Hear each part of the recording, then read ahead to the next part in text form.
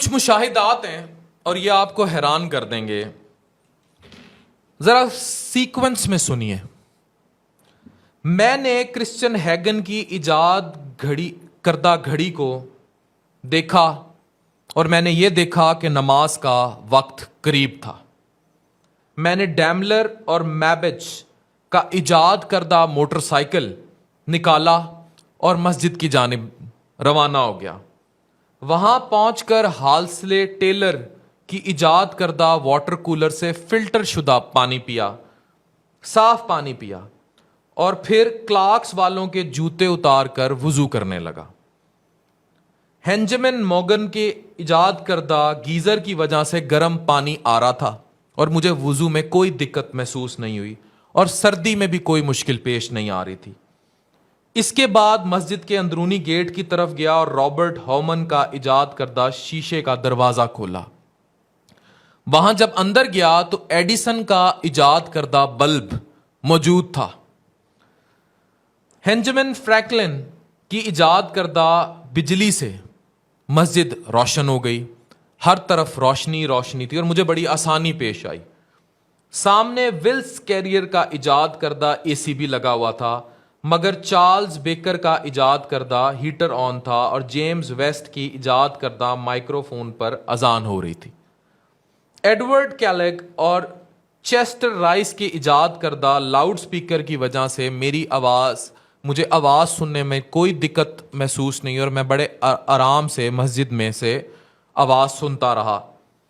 اور اس کے بعد میں نے میڈ ان چائنا کے جائے نماز پر نماز ادا کی اور ہاتھ دعا کے لیے اٹھائے کہ اے میرے رب، کافروں کو نیست و نابود کر دے اور مسلمانوں پر ان کا غلبہ عطا فرما.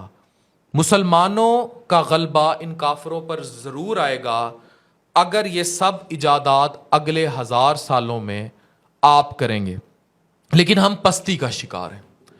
ہم بھول گئے جب نیلی سیاہیاں بغداد کے دریاؤں میں بہائی گئی تھیں اور مسلمانوں کا دیا ہوا علم بہہ گیا تھا، ہم نے اس کے بعد کوئی ترقی نہیں کی.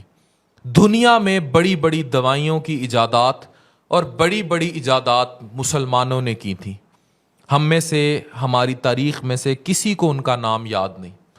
جتنی بڑی میڈیسنز کی بنیاد رکھی گئی، یہ سب رکھنے والے مسلمان نام تھے.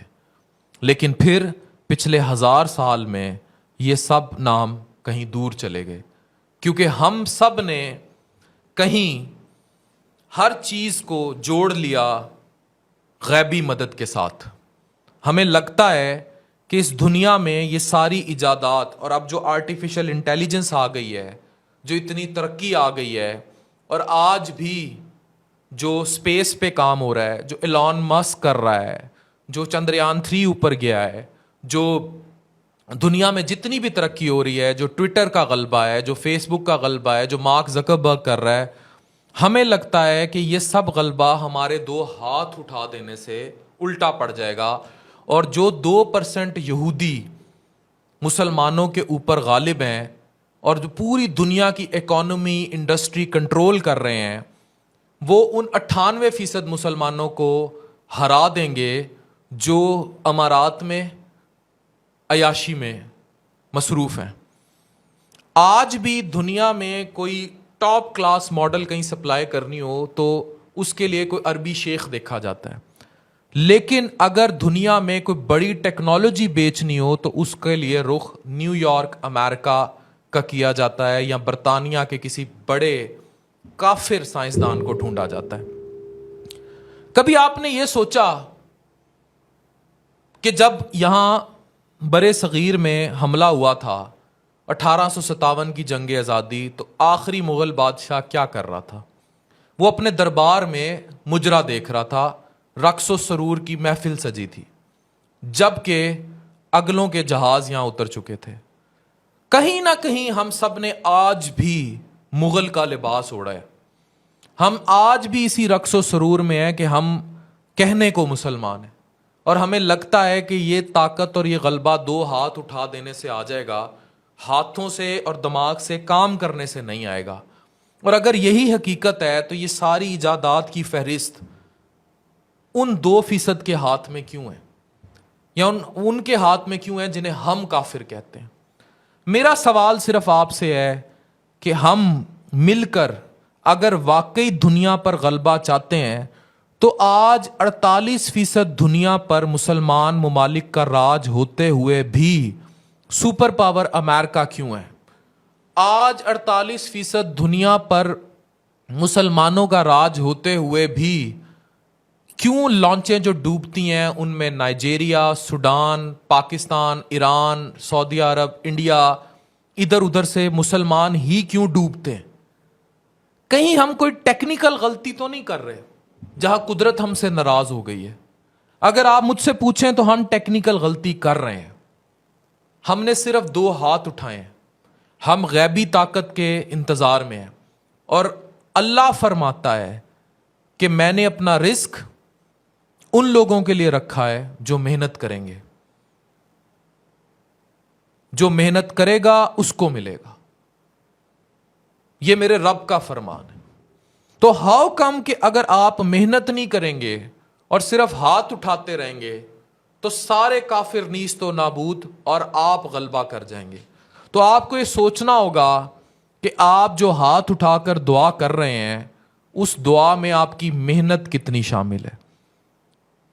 اگر آپ محنت کریں گے تو پھر یقینی طور پر جب یہ 48% مسلمان محنت کریں گے تو نیست و نابود کافر کو کرنا کوئی مسئلہ نہیں ہوگا. اور ہمارا مقصد اسلام سلامتی کا مقصد کسی کو نیست نابود کرنا بھی نہیں ہے. ہم نے ڈومینیٹ کرنا ہے. ہم چاہتے ہیں کشمیر، سیریا، شام، عراق، ایران، ایون پاکستان، فلسطین، ان کے مسلمانوں پر ظلم نہ ہو. ہم یہ چاہتے ہیں. ہم انہیں نیست و نابود نہیں کرنا چاہتے. اور اگر آپ چاہتے ہیں کہ آپ ہر نماز کے بعد فلسطین اور کشمیر کے مسلمانوں اور باقی پوری امت مسلمہ کی بڑائی اور برتری دیکھیں، انہیں ترقی کرتا دیکھیں اور سپر پاورز کو کھڈے سے لگا دیں اور انہیں بتا دیں کہ اگر تم نے فلسطین یا ان کی طرف دیکھا تو دنیا تمہاری نہیں ہوگی، تو میری بات لکھ لیں اور میری بات مان لیں اور جان لیں کہ یہ تبھی ممکن ہوگا جب یہ ساری ایجادات جو میں نے لائن میں بتائی ہوئی آنے والے وقت میں ان کے نام کے ساتھ مسلمان کا نام جڑاؤ، اسلام کا نام جڑاؤ، اور ان سے فائدہ اٹھانے والا وہ کافر ہو جس کی نیست یا نابود کی آپ دعائیں کرتے ہیں.